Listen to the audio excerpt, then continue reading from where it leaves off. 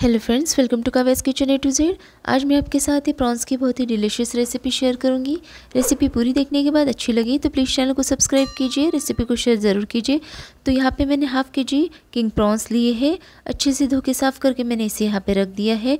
इसके बाद हमें इसे मैरिनेट करना है। तो सबसे पहले मैरिनेट करने के लिए मैं इसके लिए सिरका लूँगी। 1 टेबलस्पून सिरका ऐड करेंगे हम इसमें।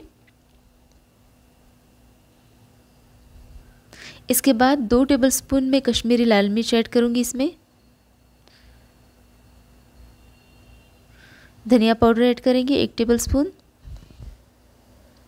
गरम मसाला ऐड करेंगे। अच्छे से मिक्स कर लेंगे इसमें। इसे चावल का आटा मैंने यहाँ पे 2 टेबलस्पून यूज़ किया है। अच्छे से इनको सबको मिक्स कर लेंगे हम।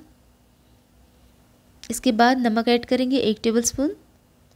हल्दी पाउडर ऐड करेंगे 1 टेबलस्पून।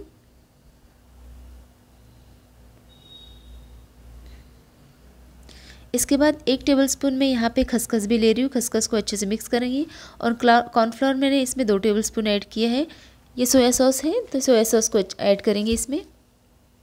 अच्छे से मिक्स कर लेंगे। गैस पे मैंने तेल गरम करने के लिए रख दिया था। मीडियम फ्लेम पे हमने इस तेल को गरम किया है। तो सभी प्रॉन्स को हम इस तरीके से फ्राई कर लेंगे।